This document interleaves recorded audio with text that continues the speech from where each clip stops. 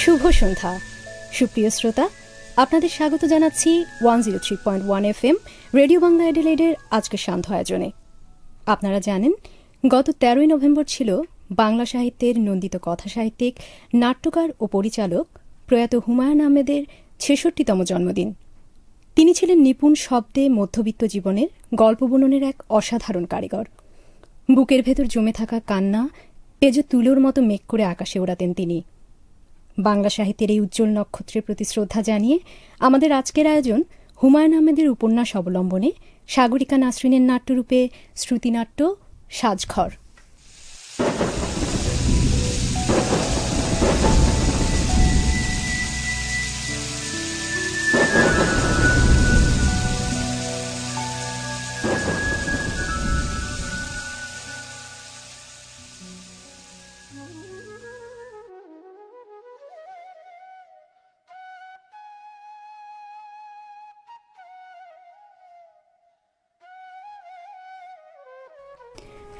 পূর্বা নাট্যদল হলঘরে পাত্রপাত্রীরা উপস্থিত হচ্ছে। মহড়া শুরু হতে দেরি হচ্ছে কারণ নাটকের নায়ক আসিফ এখনও এসে উপস্থিত হয়নি। আসিফের স্ত্রী লীনা অনেকক্ষণ হলো এসেছে।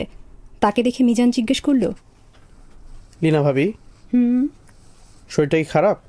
না। আসিফ ভাই দেরি করছেন কেন জানেন? জানি। জানলে বলুন। আপনি তো অর্ধেক কথা বলেন আর অর্ধেক পেটে রেখে দেন, খুবই বিরক্ত লাগে। ও তার বোনের বাসায় যাবে, ওর ভাগ্নির শরীর খারাপ, ওখানেই মনে হয় দেরি হচ্ছে। ধ্যাৎ, কোনোদিনই টাইমলি রিহার্সাল শুরু করতে পারি না, এর কোনো মানে হয়? মিজান, ওরা হাসাহাসি করছে কি নিয়ে জানো তুমি? জলিল সাহেব সব আজে বাজে গল্প বলেন, ওই নিয়ে হাসাহাসি হয়। আজে বাজে গল্প মানে কি রকম গল্প? বাদ দেন তো ভাবি। দলে নতুন আজ একটি মেয়ে এসেছে। মেয়েটিকে দেখে মনে হচ্ছে সে খুব লজ্জা পাচ্ছে, তবে কৌতূহলী চোখে চারদিকে চেয়ে দেখছে। মেয়েটির পাশের চেয়ারে এসে বসল লীনা। তোমার নাম কি? পুষ্প।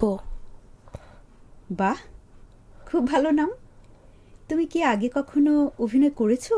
জি না, আমি মনে হয় পারবো না। কেন পারবে না? নিশ্চয়ই পারবে। অভিনয় কঠিন কিছু না, আমি যদি পারি তুমিও পারবে। বাসা থেকে করতে দেবে কিনা তাও তো জানি না। সে কি, বাসায় কাউকে কিছু বলনি? জি না। বলনি কেন? বাসায় বললাম, তারপর এখানে কিছু পারলাম না, আপনারা বাদ দিলেন। আমাদের দিকটাও কিন্তু তুমি ভাবনি। ধরা যাক আমরা তোমাকে নিলাম, তারপর বাসা থেকে বলল হবে না, তখন আমরা ঝামেলায় পড়বো না পুষ্প? আমি আপনাদের দিকটা ভাবিনি, আমি শুধু আমার দিকটাই ভেবেছি। সবাই তাই ভাবে পুষ্প। নাটকের পরিচালক বজলু ভাই এসে ঢুকলেন। তোমরা বসে আছো কেন? শুরু করে দিলেই তো হতো। আপনি নেই, শুরু করবো কিভাবে? আমি না থাকলে শুরু হবে না, এটা কেমন কথা? আসিফ ভাই এখন আসেনি। বলো কি? আচ্ছা, এদের হয়েছেটা কি দেখি। চা দিতে বলো। চা খেয়ে ম্যারাথন। আজ ফুল রিহার্সেল হবে। একবার ডায়লগ ভুলে গেলে 5 টাকা জরিমানা। আচ্ছা, এই নতুন একটা মেয়ে আসার কথা, এসেছে? কুসুম কিংবা পুষ্প এই জাতীয় নাম। এই যে, তোমার নাম কুসুম? আমার নাম পুষ্প। একই ব্যাপার, তৈলাধার পাত্র কিংবা পাত্রাধার তৈল। অভিনয় করেছো কখনো? জি না। এই তো একটা ভুল কথা বললে। অভিনয় তো আমরা সারাক্ষণই করছি না? ধরো বাড়িতে মেহমান এসেছে, তুমি খুব বিরক্ত, তবু তার সঙ্গে হাসি মুখে গল্প করতে হচ্ছে, দেখাতে হচ্ছে যে তুমি আনন্দিত। এটা অভিনয় না? অভিনয় তো বটেই, কঠিন অভিনয়। আমাদের প্রতিনিয়ত অভিনয় করতে হয়। পুষ্প, জি? তুমি একটা কাজ করো, একটু দূর থেকে হেঁটে হেঁটে এখানে এসে দাঁড়াও। তারপর তুমি তোমার মাকে ডাকো, এমন ভাবে ডাকবে যেন তুমি তাকে জরুরি কোনো খবর দিতে যাচ্ছ। কি খবর? মনে করো একটা দুঃসংবাদ। মা মা। কিছুই তো হলো না, আবার করো। মা মা। আহা, রোবটের মতো কথা বলছো কেন? ফ্রিলি বলো, পরিষ্কার গলায় বলো, জায়গাটা আবার বলো। আর করব না, আমার ইচ্ছে করছে না। ইচ্ছে করছে না মানে?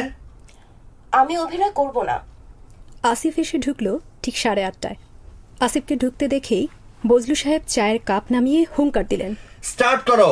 দ্বিতীয় দৃশ্য থেকে শুরু হবে। আজ কোনো প্রম্পটিং হবে না। একবার ডায়লগ ভুলে গেলে 5 টাকা জরিমানা। আসিফ, যাও স্টেজে উঠে পড়ো। এই তোমরা চেয়ার আর টেবিল দাও, বাদিকে একটু পিছনে, দর্শকরা শুধু যেন সাইড ভিউ পায়। পেছনের চৌকির পশ্চিম দিকের কোন একটা ভাঙা আছে, খেয়াল রাখবেন কাইন্ডলি। এক কাপ চা খেয়ে নেই বজলু ভাই। খুব টায়ার্ড ফিল করছি। এক চুমুকে যা শেষ করো, কুইক। 7 দিন পর শো, অথচ এখন একটা দিন ফুল রিহার্সাল দিতে পারলাম না। আসিফকে দেখে পুষ্প জিজ্ঞেস করলো, চায়ের কাপ হাতে বারান্দায় দিকে যে গেলেন, উনি কি নাটকের নায়ক? তার চেহারাটা কি তোমার কাছে নায়কের মতো মনে হলো? না, তা না। হ্যাঁ, এই নায়ক। নাটকের শুরুটা বলি, তোমার ভালো লাগবে। একজন বিখ্যাত লেখকের উপন্যাস থেকে নাটকটা করা। গল্পটা খুব চমৎকার, শুনতে চাও? হ্যাঁ, চাই। এই নাটকের নায়ক হচ্ছেন একজন লেখক, নতুন বিয়ে করেছেন। স্ত্রীর দিকে তার যতটা সময় দেওয়া দরকার ততটা দিতে পারছেন না। রাত 10টার পর উনি লেখার খাতা নিয়ে বসেন। স্ত্রী বেচারি একা একা শুয়ে থাকে। মেয়েটির খুব মন খারাপ থাকে। বয়স ধরো 18-19। তার খুব ইচ্ছে করে স্বামীর সঙ্গে রাত জেগে গল্প করতে। স্বামী বেচারা তা বুঝতে পারে না। সে তার উপন্যাস নিয়েই ব্যস্ত। লেখকের নাম কি? পুরো নাটকে লেখকের কোনো নাম নেই। তাকে সবসময় লেখক বলা হয়েছে। তবে তার স্ত্রীর নাম হচ্ছে জরি। আপনি হচ্ছেন লেখকের স্ত্রী, তাই না? হ্যাঁ, কি করে বুঝলে? আমার কেন যেন মনে হচ্ছিল। নাটক শুরু হলো। স্টেজের এক প্রান্তে লেখার টেবিল, চেয়ারে পা তুলে আসিফ বসে আছে। বজলু সাহেব বললেন, আসিফ, চেয়ারে পা তুলে বসেছ কেন? এটা কিরকম বসা? ঘরোয়াভাবে বসেছি বজলু ভাই, খুব রিল্যাক্সড হয়ে বসা। পা নামিয়ে ঠিকঠাক মতো বসলে ফর্মাল একটা ভাব চলে আসে। দেখতে ভালো লাগছে না। দেখতে ভালো লাগার তো একটা ব্যাপার আছে নাকি? দর্শক হিসেবে জিনিসটা দেখতে ভালো লাগতে হবে। তোমাকে দেখে মনে হচ্ছে তুমি... বজলু ভাই, আমি চাচ্ছি যেন আমাকে ভালো না লাগে। লেখকের সব কাণ্ড কারখানায় তার স্ত্রী যেমন বিরক্ত, আমি চাই দর্শকরাও যেন ঠিক তেমনিভাবে বিরক্ত হয়। তুমি পা নামিয়ে বসো, বা হাতে মাথা হেলান দিয়ে লিখতে শুরু করো। ওকে এভরিবডি, স্টার্ট।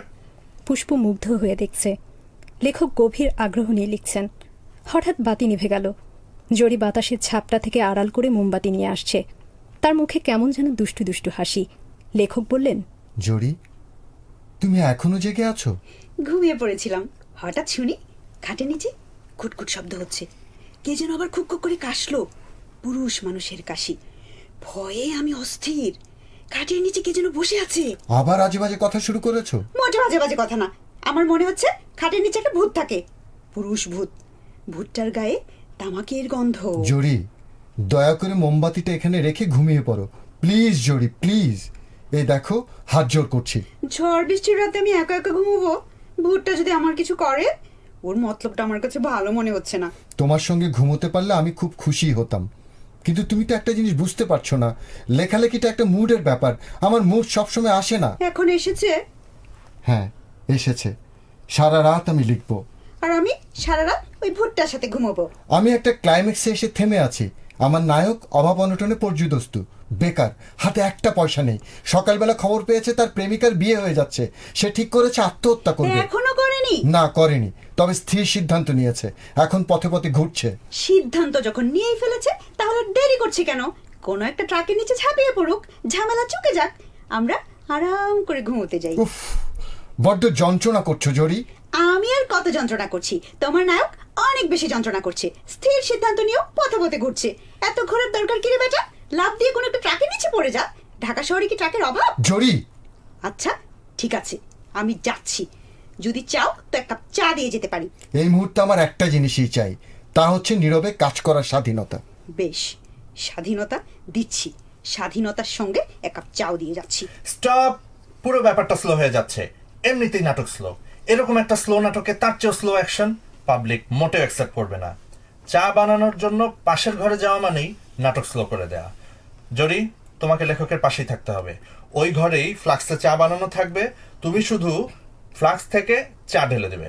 বজলু ভাই, একটা সমস্যা আছে তো। কি সমস্যা? ইমোশন বিল্ড আপ করার জন্য আমার কিছু সময় দরকার।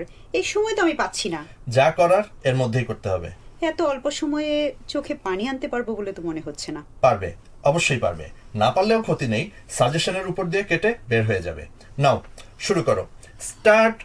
লেখকের পাশে তুমি দাঁড়িয়ে আছো, শান্ত ভঙ্গিতে বলছো, বেশ, স্বাধীনতা দিচ্ছি, স্বাধীনতার সঙ্গে সঙ্গে এক কাপ চাও দিয়ে যাচ্ছি। Okay start. জরি, ডেলিভারি এত সফট দিও না, হার্ড দিও। অভিনয় শুরু হলো। লেখক এক মনে লিখছেন। জরি ফ্লাক্স থেকে চা ঢালতে ঢালতে লেখকের দিকে আর চোখে তাকাচ্ছে। তার মন বিষাদে ভারাক্রান্ত। একসময় টপ টপ করে চোখ দিয়ে জল পড়তে লাগলো। স্বামী সঙ্গঘাতর একটি মেয়ের অভিমানের অস্ত্র। লেখক চোখ তুলে তাকালেন। কি হয়েছে? চোখে পানি কেন? আমার আমার খুব বাজে একটা চোখের অসুখ হয়েছে। রাত হলে চোখ কড়কড় করে, চোখ দিয়ে পানি পড়ে। পল্টুকে একবার দেখাও না কেন? লেখক আবার লিখতে শুরু করলেন। জরির চোখ দিয়ে জল পড়ছে। পুষ্প বুঝতেও পারেনি তার চোখ দিয়েও জল পড়তে শুরু করেছে। জরির কষ্টে তার বুক ভেঙে যাচ্ছে। সবাই অবাক হয়ে তাকালো তার দিকে। পুষ্পের খুবই খারাপ লাগছে, কিন্তু সে চোখের পানি থামাতে পারছে না। আসিফ এসে দাঁড়িয়েছে তার সামনে। তোমার নাম কি? আমার নাম দিয়ে আপনার কোনো দরকার নেই।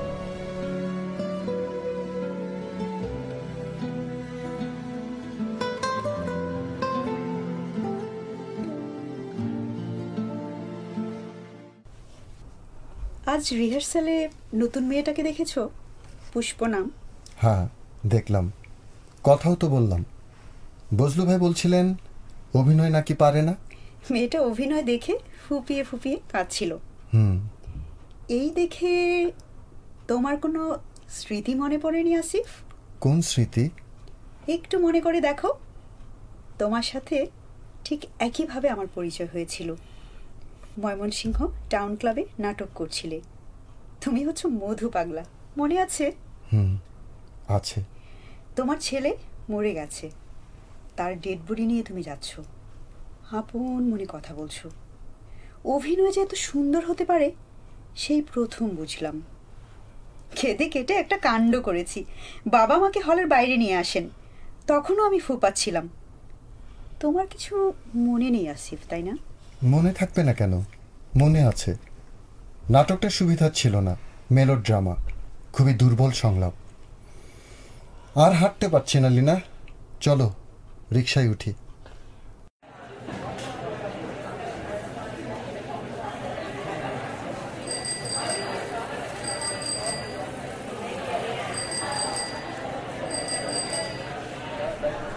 লিনা, টিভিতে একটা অফার পেয়েছি, যাবো কিনা বুঝতে পারছি না। যাবে না কেন? কখনো করিনি তো, বুঝিও না। তাছাড়া কি? রোলটা খুব ছোট। নায়কের দুঃসম্পর্কের এক আত্মীয় নায়কের কাছে দুবার টাকা ধার চাইতে আসে। এ পর্যন্তই, অভিনয়ের কোনো স্কোপ নেই। তাহলে যাবে কেন? তোমার মতো এত বড় অভিনেতা, তুমি যদি টিভিতে যাও সুপারস্টার হয়ে যাবে। আমি মোটেও হাসির কথা বলিনি। তুমি হচ্ছ সুপার, আমার কাছে সুপারস্টার। তুমি নিজেও সেটা খুব ভালো করে জানো, জানো না আসিফ? লিনা, আমি তোমার সঙ্গে যাচ্ছি না, সকালে ফিরবো। তার মানে? শেলির অ্যাপেন্ডিসাইটিস অপারেশন হবে রাত 11টায়, থাকা দরকার। দুলাভাই চিটাগাং গেছেন, বড় আপাও একা। এতক্ষণ আমাকে এটা বলনি কেন? এই তো বললাম। চলো আমিও তোমার সঙ্গে যাই। না, তোমার যাওয়ার দরকার নেই। তোমার শরীর খারাপ, রেস্ট দরকার।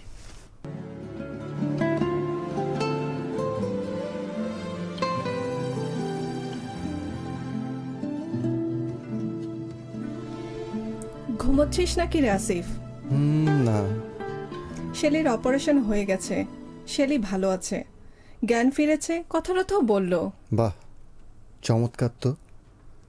তুমি এখন রেস্ট নাও আপা, খুব ধকল গেছে।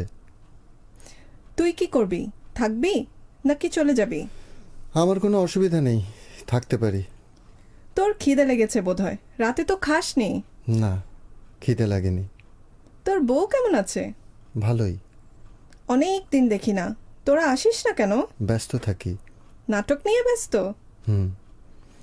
কে যেন বলছিল বউকেও নামিয়েছিস। কি কাণ্ড বলতো? নিজে যা করছিস তাই যথেষ্ট, তার উপর যদি নাটক ফাটক করে তোর লাভটা হচ্ছে কি শুনি? এমন তো না যে 10টা লোক তোকে চেনে, তোর তো কিছুই হয়নি। তা ঠিক। এই জীবনে কোথাও স্থির হতে পারলি না। আজ এ চাকরি, কাল ও চাকরি। তোর বয়স হচ্ছে না? হচ্ছে। বয়স হলে মানুষের একটা সিকিউরিটির দরকার হয়, একটা বাড়ি, কিছু টাকা পয়সা। তোর আছেটা কি? একটা বাড়িতে থাকিস, সে বাড়ির রান্নাঘর আবার অন্য একজনের সাথে শেয়ার করতে হয়। এসব বাদ দাও তো আপা, দেখি চাটা পাওয়া যায় কিনা, মাথাটা বড় ধরেছে। এই রাত দুপুরে চা পাবি কোথায়? চুপ করে বস, তোর সাথে তো দেখাই হয় না, সুযোগ পাওয়া গেছে।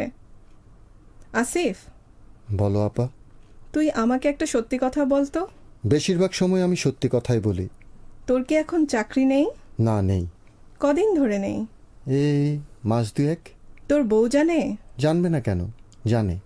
তবু তুই নাটক করবি? এরপরও তোর শিক্ষা হয় না? তুই মানুষ না জানোয়ার? শেষ পর্যন্ত ঋণ প্রার্থী লোকটির ক্ষুদ্র ভূমিকা নিতে আসিফ রাজি হয়েছে। সে চুপচাপ টেলিভিশন রিহার্সাল রুমে বসেছিল। সবাইকে স্ক্রিপ্ট দেওয়া হয়েছে, আসিফ কোনো স্ক্রিপ্ট পেল না। প্রযোজক তাকে চিনতে পারছেন না। আসিফ উঠে দাঁড়ালো, বেশ খানিকটা দ্বিধা নিয়ে এগিয়ে গেল প্রযোজকের দিকে। প্রযোজক এইবার মনে হয় চিনতে পারলেন, হাসি মুখে বললেন, ভেরি সরি ভাই, একটা সমস্যা হয়েছে। কি সমস্যা? লাস্ট মোমেন্টে নাটকে কিছু কাটছাট করা হয়েছে। 60 মিনিটের বেশি হয়ে যাচ্ছিল তো, কাজে বাধ্য হয়ে তাই কাটছাট করা লাগলো। আপনি কিছু মনে করবেন না, নেক্সট নাটকে দেখবো আপনাকে একটা রোল দেওয়া যায় কিনা। আমি তাহলে যাই? না না না, বসুন না, চা খেয়ে যান। একটু পরেই রিডিং হবে, তারপরেই চা আসবে। এসব তুমি কি বলছো? লিনা আসবে না মানে? এর মানেটা কি? লিনার শরীরটা ভালো না, কদিন ধরেই শরীরটা খারাপ যাচ্ছে। কালই তো দেখলাম ভালো। বাইরে থেকে ভালো মনে হয়েছে, আসলে ভালো না। আচ্ছা, সবাই যদি এরকম অসুখ বিসুখ বাঁধিয়ে বসে তাহলে নাটক চলবে কিভাবে? নাটক ফাটক বন্ধ করে চলো বাসায় চলে যাই। প্রক্সি দিয়ে কোনো মতে চালিয়ে নিন। আরে প্রক্সি দিয়ে এসব হয়? প্রত্যেকের তার নিজের রোল আছে না? প্রক্সিটা দেবে কে? মুভমেন্ট সিনক্রোনাইজ করতে হবে না? বজলু ভাই, আপনার সঙ্গে একটু আড়ালে কথা বলা দরকার। আসুন বাইরে যাই। আমার সঙ্গে আবার আড়ালে কথা কি? ফিসফিসানি গুজগুজানি এসবের মধ্যে আমি নেই। চলো, কোথায় যাবে? একটা সমস্যা হয়েছে বজলু ভাই। কি সমস্যা? লিনা অভিনয় করতে পারবে বলে মনে হয় না। কি বলছো তুমি এসব? ওর শরীরটা খারাপ। শরীর খারাপ? শরীর ঠিক হবে? চিরজীবন কারো শরীর খারাপ থাকে? আজ রাতটা রেস্ট নেয়, দরকার হলে আগামীকালও রেস্ট নেবে। আচ্ছা ঠিক আছে, আজ রিহার্সালের পর আমি তোমার সঙ্গে গিয়ে দেখে আসবো। ওর বাচ্চা হবে বজলু ভাই। আপনি তো ওর অবস্থাটা জানেন। এর আগে 2টো বাচ্চা মারা গেছে। জন্মের কিছুদিনের মধ্যে বাচ্চাগুলো মরে যায়। ডাক্তার বলেছে পুরো রেস্টে থাকতে। তুমি তো ভয়াবহ খবর দিলে আসিফ। আমার তো মনে হচ্ছে হার্ট অ্যাটাক হয়ে যাবে। শো পিছিয়ে দিতে হবে, এত মাথায় বাড়ি। শো পেছানোর দরকার নেই, অন্য কাউকে এই রোলটা দিয়ে দিন। এটা তো কমপ্লিকেটেড রোল নয় যে কেউ পারবে। এটা কি সাপলুডু খেলা যে কেউ পারবে? ফালতু কথা আমার সাথে বলবে না তো। যে কেউ পারবে, যে কেউ পারলে তো কাজই হতো। ওই যে মেয়েটা পুষ্প, ও পারবে। ওকে। মাথাটা তোমার খারাপ হয়ে গেল নাকি? অভিনয়ের অজানে না যে মেয়ে গলা দিয়ে স্বর বের হয় না? আমি ওকে শিখিয়ে পড়িয়ে ঠিকঠাক করে নিতে পারবো। শোনো আসিফ, আমার কাছ থেকে একটা জিনিস শিখে রাখো। ছবি আঁকা, গান গাওয়া আর অভিনয়, এই 3 জিনিস কাউকে শেখানো যায় না, ভেতরে থাকতে হয়। ওই মেয়ের মধ্যে অভিনয় আছে, খুব সহজে মেয়েটা ইনভলভ হতে পারে। অভিনয় দেখতে দেখতে মেয়েটা কাঁদছিল। অভিনয় দেখে যে কেঁদে ফেলে সে আবার অভিনয় করবে কি? কে অভিনয় পারবে কে পারবে না এটা আমি বুঝি বজলু ভাই। লীনাকে আমি অভিনয়ে নিয়ে এসেছিলাম, আগে কিন্তু কোনোদিন করেনি।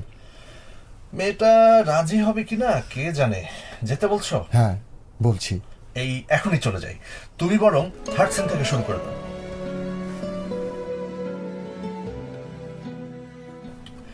অপমানের চূড়ান্ত হয়েছি, শালার নাটক ফাটক ছেড়ে দিব। মেয়েটাকে দেখি নিয়েই আসছেন। ভেতরের ঘটনাটা জানলে এটা বলতে। আমি নাটকের কথা বলতেই বাড়িতে আগুন ধরে গেল। সবাই এমন ভাব দেখাতে লাগলো যেন আমি এক মেয়ের দালাল। বুড়ো মতো এক লোক, সম্ভবত মেয়ের এই চাচা টাচা কিছু হবে, সরু গলায় বলছে এটা ভদ্রলোকের বাড়ি। রাগে আমার গা জ্বলে গেল। বেটা বলে কি আমি অভদ্রলোক নাকি? রাজি করলেন কি হবে? আমাকে কিছু করতে হয়নি, মেয়ে নিজেই উল্টে গেল। নাটক সে করবেই। কান্নাকাটি করে বিশ্রী এক কাণ্ড। এমন অবস্থা যে চলেও আসতে পারি না। এরকম এই সুপার ইমোশনাল মেয়ে নিয়ে কাজ টাজ করা যাবে না, শুধু শুধু পরিশ্রম। আমি মেয়েটার সঙ্গে খানিকক্ষণ কথা বলি, তারপর 6 নম্বর দৃশ্যটা হোক। বাড়তি লোককে চলে যেতে বলুন। মেয়েটা পারবে কি পারবে না আজই বোঝা যাবে। তোমার কি মনে হয় পারবে? হ্যাঁ পারবে, অবশ্যই পারবে। এসো পুষ্প, আমরা ওই কোনার দিকে গিয়ে একটু গল্পগুজব করি। গল্পগুজব করলে টেনশন কমবে, অভিনয় করা সহজ হবে। আমার মধ্যে কোনো টেনশন নেই। আছে, যথেষ্ট আছে। টেনশনের সময় মানুষ খুব উঁচু পর্দায় কথা বলে, তুমিও তাই বলছো। এসো আমার সঙ্গে। চা খাবে? না। একটু চা খাও। চা খাওয়ার সময় মানুষ একটা কাজের মধ্যে থাকে। কাজের মধ্যে থাকলে মানুষ আপনা আপনি একটু ফ্রি হয়ে যায়, তখন কথা বলতে সহজ হয়। এত কিছু আপনি জানেন কিভাবে? রাত দিন তো এ নিয়েই ভাবি, কাজে কিছু কিছু জানি। আপনার কি মনে হয় আমি পারবো? অবশ্যই পারবে। যারা অভিনয় করে না তারা মনে করে অভিনয় ব্যাপারটা খুব কঠিন। আসলে তা নয়, অভিনয় খুব সহজ। আপনি আমাকে সাহস দেবার জন্য এটা বলছেন? মোটেই না, তোমাকে বুঝিয়ে দিচ্ছি। মনে করো তুমি একজনের চরিত্রে অভিনয় করছো। অভিনয়ের অংশ হচ্ছে প্রিয়জনের মৃত্যুর খবর পাওয়ার পর তোমার রিয়াকশন। এখন দেখো, এই অভিনয়ের কোনো সেট প্যাটার্ন নেই। পৃথিবীতে অসংখ্য ধরনের মানুষ, এক একজন মানুষ মৃত্যুর খবর এক একভাবে নেবে। এর যে কোনো একটি করলেই হলো। তুমি গড়াগড়ি করে কাঁদলেও ঠিক আছে, আবার শক্ত হয়ে গেলেও ঠিক আছে। এত সোজা? হ্যাঁ, এই অংশটা সোজা। তবে সবচেয়ে কঠিন কাজ হচ্ছে, একবার তুমি একটা প্যাটার্ন নিয়ে নিলে পুরো নাটকে তোমাকে তা বজায় রাখতে হবে। বুঝতে পারছো? পারছি। এই নাটকে তুমি বালিকা বধূর চরিত্রে অভিনয় করছো। এই চরিত্রে একটা প্যাটার্ন তোমাকে তৈরি করতে হবে। কোনটা তুমি নেবে? মঞ্চে তুমি দেখবে তোমার স্বামীকে। এই স্বামী কিন্তু মিথ্যে স্বামী না, মঞ্চে সে তোমার সত্যিকারের স্বামী। আমার ভয় ভয় লাগছে। কোনো ভয় নেই পুষ্প। আরেকটা কথা তোমাকে বলি, শোনো। রিহার্সেলে রোজ বালিকা বধূ সেজে আসবে। ঘরোয়া ধরনের শাড়ি পরবে, চুলগুলো খোলা রাখবে, একটু পান খেয়ে ঠোঁট লাল করে ফেলবে। কাচের চুড়ি আছে না তোমার? হাতে বেশ কিছু কাচের চুড়ি পরে নিও। কথা বলার সময় হাত নাড়বে, চুড়ির ঝনঝন শব্দ হবে। এতে অভিনয়ে সাহায্য হয়। জি আচ্ছা। এখন যাও, নাটকটা একটু পড়ো। তোমার ভয়টা একটু কমেছে? এখনো আছে। থাকবে না। পুষ্প মুগ্ধ বিস্ময়ে দেখল এই লোকটা কি করে যেন নিমেষের মধ্যেই বদলে গিয়ে লেখক হয়ে গেল। লেখক এবং তার স্বামী খুবই নিকটের কেউ। অসাধারণ একটা আইডিয়া মাথায় এসেছে জরি। অসাধারণ উপন্যাসের ঠিক মাঝামাঝি জায়গায় এটা শুরু হবে। একটা শহর, মনে করো এটাকে ঢাকা শহর। এর উপর ঝড় আসছে, প্লাবন আসছে, মহামারী আসছে, শুধু মৃত্যু আর মৃত্যু। কেমন হবে বলো তো? খুব ভালো হবে। একের পর এক প্রাকৃতিক বিপর্যয়। প্রথমে ঝড়, তারপর বন্যা, তারপর একটা ভূমিকম্প দিয়ে দাও। রাইট, ভূমিকম্প। ভূমিকম্পের কথাটা ভুলে গিয়েছিলাম। বিরাট একটা ভূমিকম্প হোক, সারা ঢাকা শহর তলিয়ে যাক। ঠাট্টা করছো? না, ঠাট্টা করছি না। একদিন দেখা যাবে যেখানে ঢাকা শহর ছিল সেখানে একটা বিরাট হ্রদ। কি বলছো তুমি? আমরা সেই হ্রদের পাশে ছোট্ট একটা কুড়ে ঘর বানাবো। আমাদের একটা নৌকা থাকবে, তারপর সেই নৌকায় করে তুমি আমি খুব ঘুরবো। লেখক প্রচণ্ড রেগে গিয়ে স্ত্রীর গালে চড় বসিয়ে দিলেন। পর মুহূর্তেই স্ত্রীকে জড়িয়ে ধরে বলছেন, প্লিজ জরি, প্লিজ, আমার ভুল হয়ে গেছে, আমি ভুল করে ফেলেছি। অভিনয় শেষ হয়েছে। আসিফ এখনো পুষ্পকে জড়িয়ে ধরে রেখেছে। হাতের বাঁধন এতটুকু আলগা না করে সে বলল, মজনু, গ্লাসে করে পানি নিয়ে আয় তো, মেয়েটা ফেন্ট হয়ে গেছে। বজলু ভাই, খুব বড় মাপের একজন অভিনেত্রী পেয়ে গেলেন। আপনার উচিত আমাকে মিষ্টি খাওয়ানো। ছুঁয়ে গেলে মনে, ছুঁয়ে দিলে তুমি, রঙে রঙে সাজালো হৃদয় মনোভূমি। ছুঁয়ে গেলে মনে, ছুঁয়ে দিলে তুমি, রঙে রঙে সাজালো হৃদয় মনোভূমি। পুষ্প কিছুই বুঝতে পারছে না। সবকিছু তার কেমন যেন এলোমেলো হয়ে গেছে।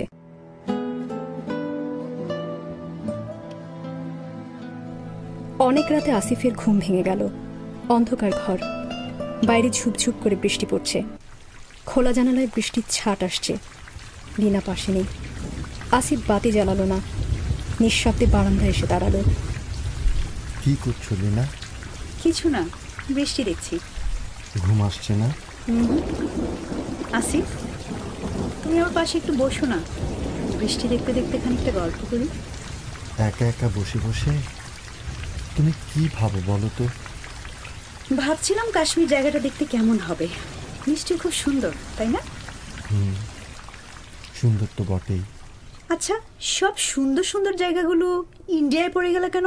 তোমার রাগ লাগে না? লাগে। দুলাভাই কাশ্মীর যাচ্ছেন। কাশ্মীর জায়গাটা কেমন হবে ভাবতে ভাবতে কি ঠিক করলাম জানো? ঠিক করলাম আমি দুলাভাইয়ের সঙ্গেই ঘুরে আসব। খুব ভালো, যাও ঘুরে আসো। কাশ্মীর দেখার জন্য আমি যাচ্ছি না, কিন্তু আমি যাচ্ছি অন্য কারণে। অন্য কারণটা কি? আমি আজমির যাব। আজমির শরীফে গিয়ে যা চাওয়া যায় তাই নাকি পাওয়া যায়। আমি ওই জন্যই যাব, যেন আমাদের এবারের বাচ্চাটা বেঁচে যায়। অনেকদিন রিহার্সালে যাই না। রিহার্সাল কেমন হচ্ছে আসিফ? বেশি ভালো হচ্ছে না, শো পিছিয়ে দিয়েছে, সব কেমন যেন ঢিলে ঢালা হয়ে গেল। পুষ্প মেয়েটা কেমন করছে? ভালো করছে। আমার চেয়েও ভালো? হ্যাঁ, তোমার চেয়েও ভালো। আচ্ছা, আমাকে অভিনয়ের আগে যে একটা বক্তৃতা দিয়েছিলে ওকেও কি দিয়েছ? আচ্ছা, ষষ্ঠ দৃশ্যে তুমি যখন পুষ্পকে জড়িয়ে ধরো কেমন লাগে তোমার? এ প্রশ্ন করছো কেন? এমনি করছি, কিছু মনে করো না।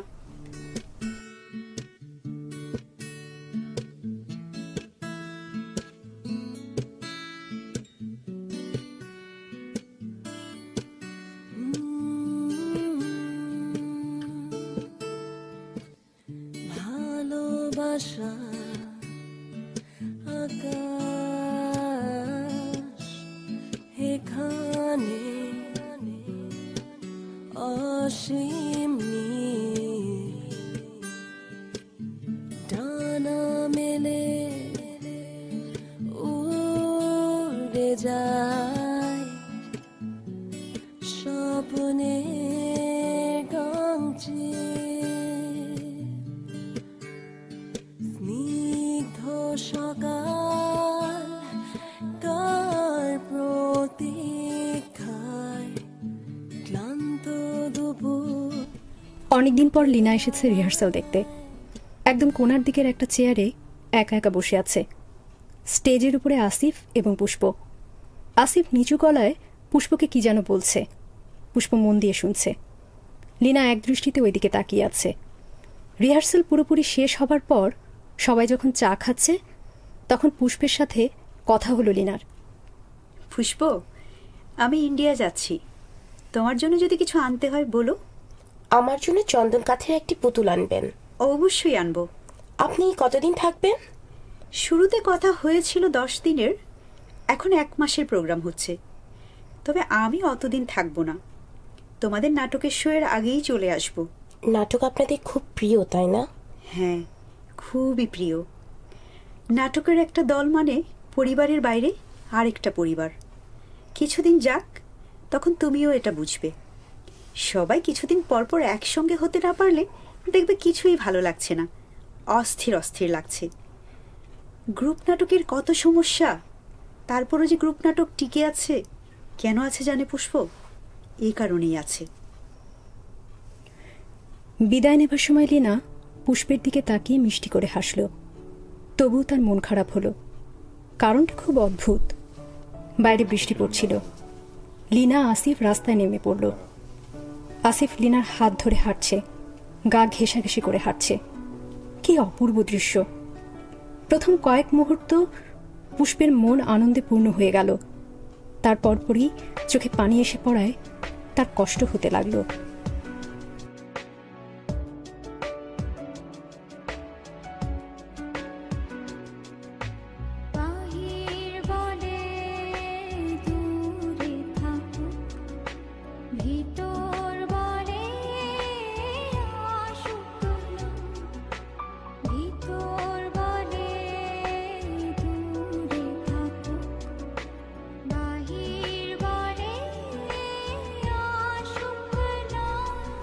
কেন তার এই কষ্ট এটা পুষ্প জানে, কিন্তু তার বিশ্বাস করতে মন চাচ্ছে না। তার কষ্টের কারণটা সে জানে, অথচ কাউকে সে বলতে পারবে না। এও এক বিরাট কষ্ট। কোনোদিন কাউকে এটা বলা যাবে না। চিরকাল স্মরণ রাখার মতো কিছু ঘটনা সব মানুষের জীবনেই হয়তো ঘটে, বাইরের কেউ কোনোদিন যা জানতে পারে না। রিহার্সাল থেকে পুষ্প সবসময় হাসি খুশি হয়ে ফেরে। আজ তার মুখটা কালো। যেন বিরাট কোনো দুর্ঘটনা ঘটেছে। পুষ্প বাড়িতে ঢুকে শান্ত ভঙ্গিতে হাত মুখ ধুয়ে মাকে বলল, ভাত দাও মা। তোর কি হয়েছে মা, এমন লাগছে কেন? ভীষণ মাথা ধরেছে, খেয়ে শুয়ে পড়বো। ভাত দিতে দিতে পুষ্পের মা বলল, আজ এক কাণ্ড হয়েছে। সন্ধ্যাবেলা একটা গাড়িতে করে 2-3 মহিলা এসে উপস্থিত। কাউকেই চিনি না। বললাম, কাকে চান? মোটামতো একজন মহিলা বললেন, আমরা আপনার প্রতিবেশী, বেড়াতে এসেছি। আমার জানিস তখনই সন্দেহ হলো, প্রতিবেশী হলে গাড়ি করে আসবে কেন? এমন অস্বস্তি অস্বস্তি ভাব, হ্যান ত্যান নানা কথার পর ফস করে বলল, আপনার বড় মেয়েটার কি বিয়ে দেবেন? চিন্তা কর অবস্থা। চিনি না জানি না এসে বলে কিনা বড় মেয়ের বিয়ে দেবেন। চুপ করো তো মা, শুনতে ভালো লাগছে না। আহা, আসল মজাটাই তো শুনলি না। আমি বললাম, MA পাশ করার আগে মেয়ের বাবা মেয়ের বিয়ে দেবে না। ভদ্রমহিলা বললেন, MA পাশ, সে তো বিয়ের পরেও করতে পারে। কি যে যন্ত্রণা, কিছুতেই যাবে না। তারপর বিদায় করলে কিভাবে? শেষ পর্যন্ত বললাম, আপা আমাদের এক জায়গায় যাবার কথা আছে। তারপর উঠল। তোমার মজার কথা শেষ হয়েছে মা, না আরো বাকি আছে? আসলটাই তো বলা হয়নি। ওরা চলে গেলে দেখি টেবিলের উপর চশমা পরা একটা ছেলের ছবি ইচ্ছে করে ফেলে গেছে। মিতুর কাছে ছবিটা আছে, দেখতে চাইলে ওকে বল। আমি কেন দেখতে চাইবো? আহা, রেগে যাচ্ছিস কেন? দেখতে না চাইলে দেখবি না? নাটক থিয়েটার করতে পারিস? একটা ছেলের ছবি দেখলে তোর মান যাবে নাকি? নাটক থিয়েটার আমি আর করব না। কি বললি? নাটক আমি আর করব না। হঠাৎ আবার কি হলো? আমার ভালো লাগছে না। পুষ্প উঠেই ভেতরের দিকে বারান্দায় চলে গেল। রেলিং দেয়া বারান্দার এক কোণে একটা ইজি চেয়ার। পুষ্প চেয়ারে বসল চুপচাপ। বসে থাকতে থাকতে একসময় সে ঘুমিয়েও পড়ল। ঘুমিয়ে ঘুমিয়ে চমৎকার একটা স্বপ্ন দেখল। এই স্বপ্নটি বড়ই মধুর ছিল। তবু সে ঘুমের মধ্যে খুব কাঁদল।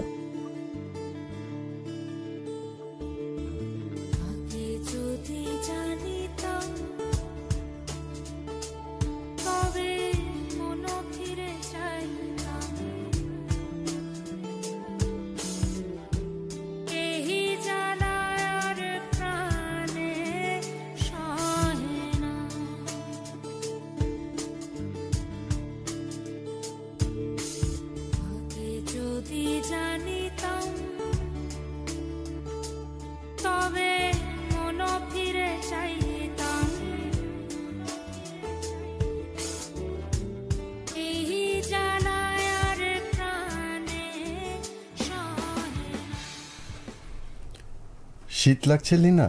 না। পুষ্পের অভিনয় কেমন দেখলে? ভালো, খুব ভালো। কল্পনা করা যায় না এমন ভালো। আসলেই তাই। ও যে কেন এত ভালো অভিনয় করছে তা কি তুমি বুঝতে পারছো আসিফ? জানি। বলো তো কেন? ধাঁধা? হ্যাঁ, ধাঁধা। বলতে পারলে তোমার জন্য পুরস্কারের ব্যবস্থা আছে। কি পুরস্কার?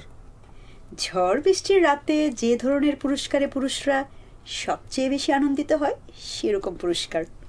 মেয়েটা খুব ভালো অভিনয় করছে, কারণ সে আমার প্রেমে পড়ে গেছে। ধাঁধার জবাবটা কি ঠিক হয়েছে লিনা? হ্যাঁ, ঠিক হয়েছে। ব্যাপারটা তুমি কখন টের পেলে?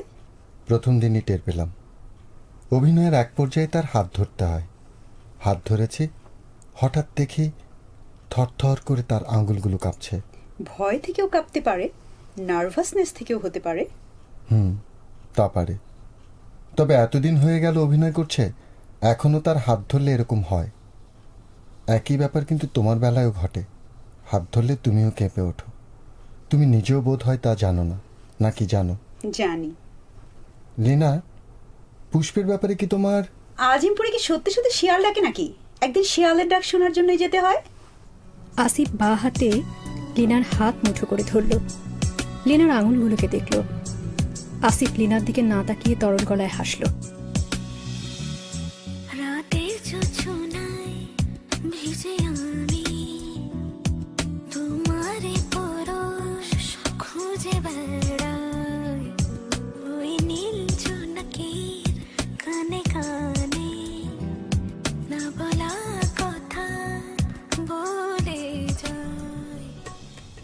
তোমার প্লেন তো সেই রাত্রি, তাই না?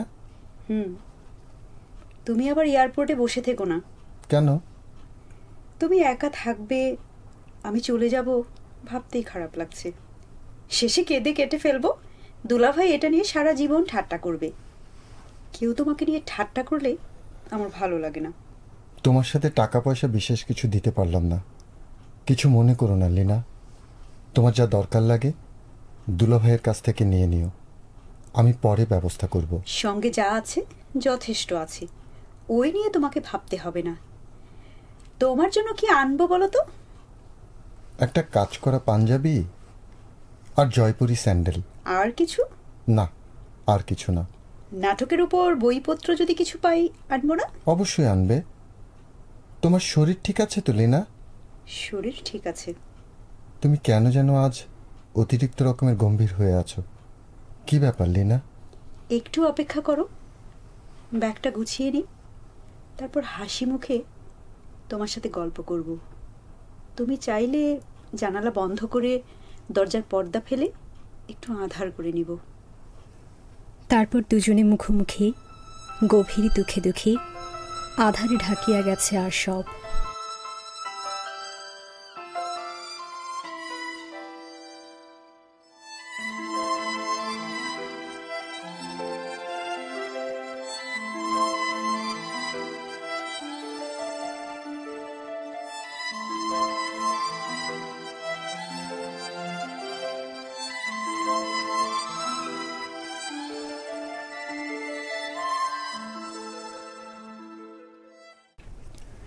সন্ধ্যা মেলাবার পরপরই আসিফ রিহার্সেলে উপস্থিত হলো।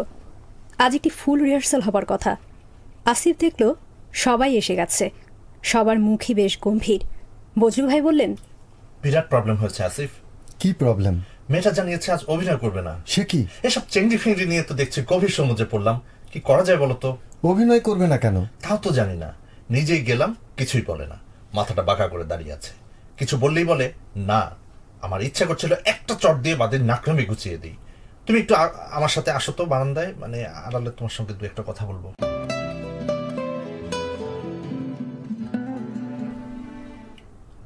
এই তুমি একবার যাও, তুমি গেলে আসবে। আমি গেলে আসবে কেন? তুমি গেলে সে কেন আসবে সেটা তুমি নিজেও জানো, আমিও জানি। খামাখা কথা বাড়িয়ে লাভ আছে? তুমি তাকে নিয়ে আসো, তারপরে এই শোটা পার হলেই মেয়েটাকে গলা ধাক্কা দিয়ে বের করে দিলেই হবে। তুমি যাও। আজ থাক, আরেকদিন যাব। আজই যাও, এটা ফেলে রাখার ব্যাপার না। তুমি এক্ষুনি যাও, গাড়ি নিয়ে যাও। যাওয়াটা কি ঠিক হবে? আরে ঠিক হবে না বেঠিক হবে এটা নিয়ে পরে ভাবা যাবে। তুমি কথা বাড়িও না তো, যাও। পুষ্প দরজা বন্ধ করে বসে আছে। বন্ধ দরজার সামনে দাঁড়িয়ে আসিফ বলল, পুষ্প, পুষ্প, দরজা খোলো।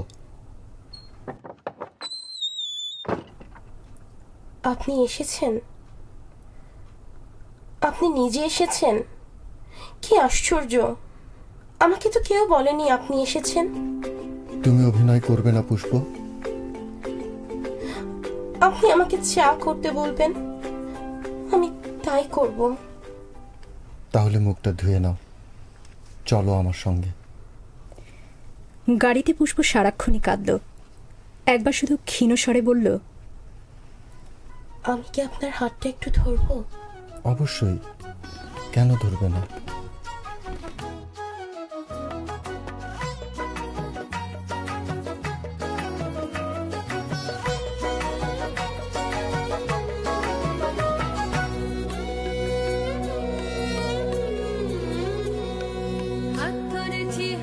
পথে কড়া দুপুর জ্যোৎস্না রোদে ভিজে বিকেল চুল উড়ে যায়, মন ভিজে যায় দুর্বা ঘাসে। হাত ধরেছি হাঁটছি পথে কড়া দুপুর জ্যোৎস্না রোদে ভিজে বিকেল। রাত 10:30 পর্যন্ত রিহার্সেল হলো। আসিফের বাসায় ফিরতে রাত 11টা বেজে গেল। দরজায় বেল টিপতেই লীনা এসে দরজা খুলে দিল। কি ব্যাপার? কোনো ব্যাপার না, যেতে ইচ্ছে করলো না। যেতে ইচ্ছে করলো না মানে?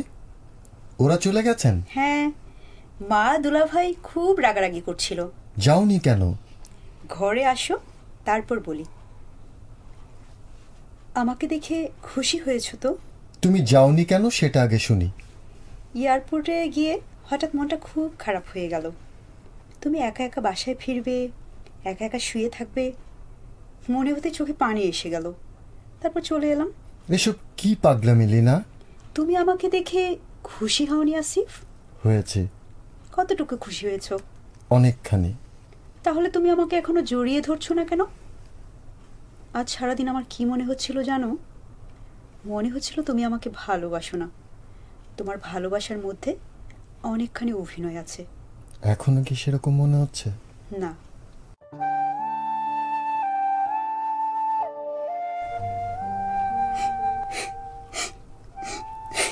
কাঁদছো কেন লিনা? জানি না কেন, আমার প্রায় কাঁদতে ইচ্ছে করে। তোমার করে না? আমি না যাওয়াতে তুমি খুশি হয়েছো তো আসিফ? একবার তো বললাম খুশি হয়েছি, খুব খুশি হয়েছি। না যাবার আরো একটা কারণ আছে। এটা তোমাকে বলিনি কারণ তোমার মন খারাপ হবে। মন খারাপ হবে না, তুমি বলো।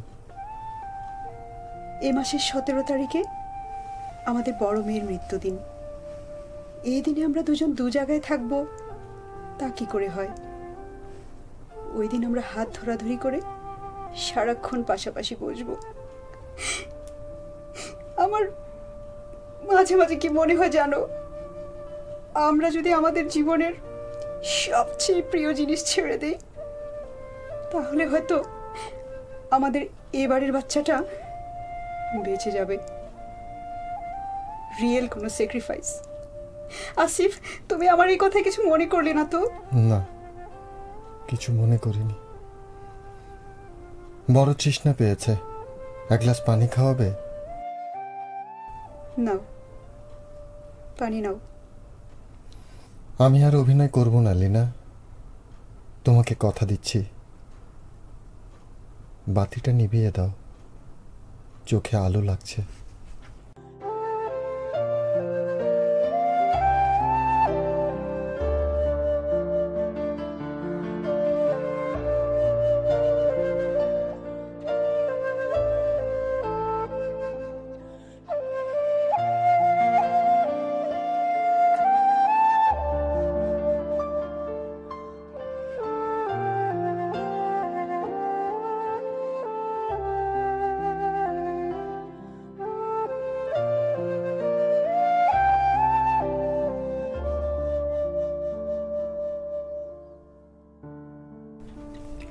আসিফদের শো হলো না। শোয়ের দিন আসিফ আর লিনা ছাড়া দলের সবাই একত্রিত হলো। মজনু বারান্দায় চায়ের কেতলি বসিয়ে হাউমাউ করে কেঁদে ফেলল।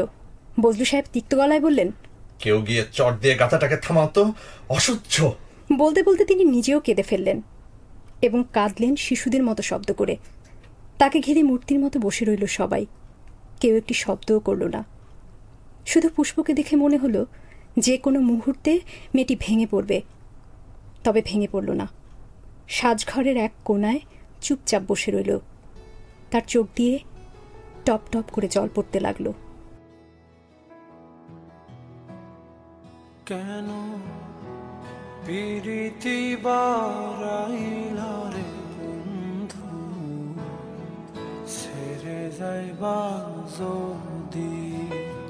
কেন প্রীতি বারাইলা রে বন্ধু, ছেড়ে যাইবা যদি? কেমনে রাখিব তোর মন আমার আপন ঘরে পাদিরে বন্ধু, ছেড়ে যাইবা যদি? কেন প্রীতি বারাইলা রে বন্ধু, ছেড়ে যাইবা যদি? কিছুদিন পরেই থিয়েটারের দলটি নতুন নাটকের মহড়া শুরু করলো। সবাই আগের মতো, শুধু আসিফ আর লিনা নেই। এরা দুজন হঠাৎ যেন উবে গেছে, অথচ সবাই জানে তারা আগের জায়গাতেই আছে, সে আগের বাসায়। আসিফ শুধু বলেছে সে অভিনয় করবে না। কেন করবে না? সমস্যাটা কি? এ কথা পূর্বানাট্য দলের কেউ জানে না। অনেক চেষ্টা করেও জানতে পারেনি। শুধু পুষ্প খানিকটা জানে। তাকে আসিফ একটা চিঠি লিখেছিল।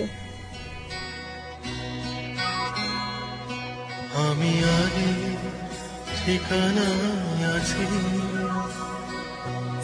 সময় করে একদিন দুজনে কিছুক্ষণ বসে পাশাপাশি।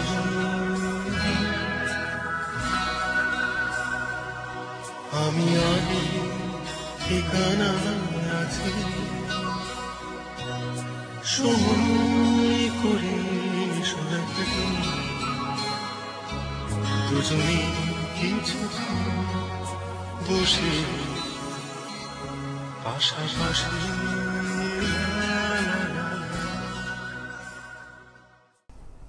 পুষ্প, আমার খুব ইচ্ছে ছিল মুখোমুখি কিছুক্ষণ তোমার সাথে কথা বলি। কেন অভিনয় ছেড়ে দিলাম তা তোমাকে বুঝিয়ে বলি, তা সম্ভব হচ্ছে না। কেন হচ্ছে না জানতে চেও না। দেখো পুষ্প, অভিনয় আমার বড় শখের জিনিস। এর কারণে আমি যেমন একদিকে সবকিছু হারিয়েছি, আবার তেমনি অনেক পেয়েছিও। লীনার মতো একটি মেয়েকে পাশে পাওয়া যে কত বড় ভাগ্যের ব্যাপার তা আমি তোমাকে বুঝিয়ে বলতে পারবো না। আর শুধুই কি লীনা, তোমাকেও কি আমি অভিনয়ের কারণেই পাইনি? লজ্জা পেও না পুষ্প, সত্যি কথাটা বলে ফেললাম। বেশিরভাগ সময় আমরা সত্য কথা লুকিয়ে রাখি, তবু মাঝে মাঝে বলতে হয়। যে কথা বলছিলাম, অভিনয় আমার জীবনের অনেকখানি, কে জানে হয়তোবা সবখানি। সে অভিনয় থেকে সরে আসা যে কত কষ্টের তা মনে হয় তুমি বুঝতে পারছো। কেন সরে এলাম পুরোটা তোমাকে বলতে পারছি না, শুধু এইটুকু জেনে রেখো, আমার এবং লীনার জীবনে এক গভীর ট্র্যাজেডি আছে, গহীন একটা ক্ষত। লীনার কেন জানি মনে হয়েছে আমরা দুজনেই যদি বড় কোনো স্যাক্রিফাইস করি তাহলে হয়তোবা ট্র্যাজেডির অবসান হবে। লীনার মনের শান্তির জন্য এইটুকু আমার করতেই হবে। অভিনয় তো জীবনের চেয়ে বড় নয়, তাই না? তোমাকে চিঠি লেখার একটাই কারণ, তা হচ্ছে তুমি যেন অভিনয় ছেড়ে না দাও। অভিনয়ের যে অসম্ভব ক্ষমতা নিয়ে তুমি জন্মেছ, সে ক্ষমতাকে নষ্ট করো না। তুমি অনেক বড় হবে পুষ্প, অনেক অনেক বড়। এইটি আমি চোখের সামনে দেখতে পাচ্ছি।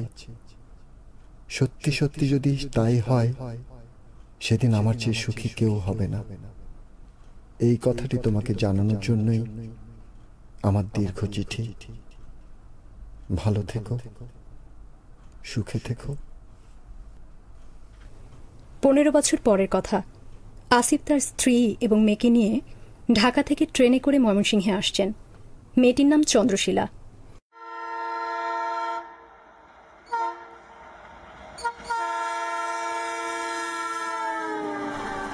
বইটি সব গুছিয়ে ফেলো মা, এসে পড়েছি।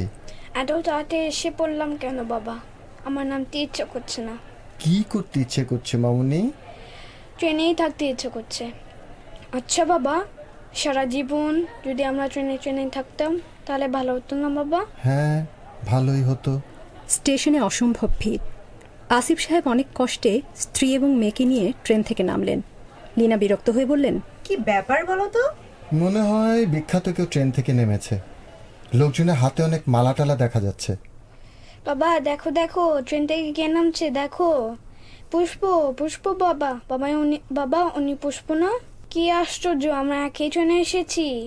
বাবা উনি পুষ্প না? হ্যাঁ। বাবা উনি কি আমাকে একটা অটোগ্রাফ দিবে? এই ভিড় ঠেলে তার কাছে যাওয়ার তো কোনো উপায় দেখছি না মামুনি। বাবা একটু দেখো না, ওনার একটা অটোগ্রাফ পাওয়া যায় কিনা, আমার খুব শখ। উনি দেখতেও খুব সুন্দর, তাই না বাবা? আসিফ মেয়েকে নিয়ে পুষ্পের কাছাকাছি পৌঁছে গেছেন। চন্দ্রশীলা ছোট নোটবুক উঁচু করে ধরে আছে। পুষ্প তার হাত থেকে নোটবুক নিয়ে দ্রুত কিসব লিখে নোটবুক ফেরত দিল। চোখের কালো চশমা খুলে পূর্ণ দৃষ্টিতে তাকালো আসিফের দিকে। তারপর সবাইকে হতভম্ব করে নিচু হয়ে আসিফের পা স্পর্শ করল। তুমি চলে এসো, চলে এসো, ভরসায় যদি মন কাঁদে তুমি চলে এসো, চলে এসো এক ভরসায়। এসো ঝড়ো ঝড়ো বৃষ্টিতে, জলো ভরা দৃষ্টিতে, এসো কোমল শ্যামল চলে এসো, তুমি চলে এসো এক ভরসায় যদি মন কাঁদে তুমি চলে এসো। প্রিয় শ্রোতা বন্ধু, এতক্ষণ আপনারা উপভোগ করলেন হুমায়ুন আহমেদের উপন্যাস অবলম্বনে শ্রুতিনাট্য সাজঘর। এবং আমাদের সঙ্গে ধারা বর্ণনায় ছিলেন আমি রোজি, এবং আমাদের সাথে মিজান চরিত্রে ছিল আমি সুমন, লিনার চরিত্রে ছিল আমি নদী, এবং আমাদের সঙ্গে পুষ্পের চরিত্রে ছিলেন আমি সোনিয়া, আমাদের বজলু ভাইয়ের চরিত্রে ছিলেন আমি জুবায়ের, আমাদের আসিফ ভাইয়ের চরিত্রে ছিলেন আমি দেবাশিস রূপন, এবং যেটা না বললেই নয়, আমাদের সঙ্গে ছিল ছোট্ট বন্ধু রাবিব, এবং বড় আপার চরিত্রে ছিলেন ফারহানা, মায়ের চরিত্রে ছিলেন আমিনা নাহিদ।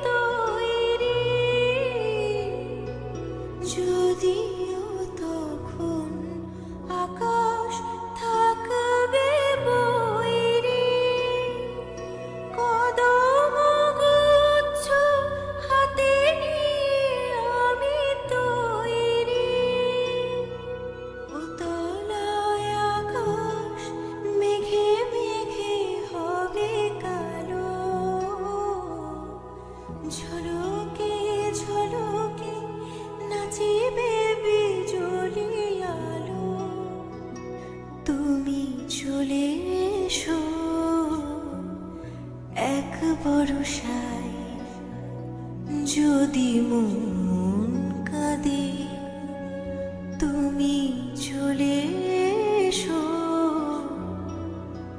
এক ভরসায়।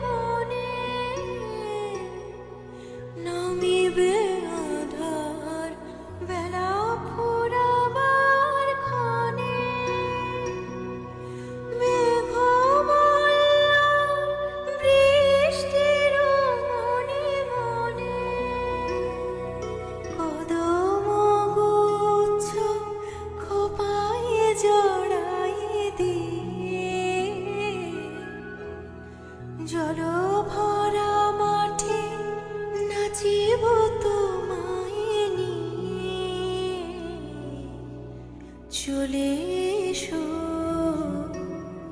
চলে এসো এক ভরসায়। যদি মন কাঁদে তুমি চলে এসো, চলে এসো এক ভরসায়।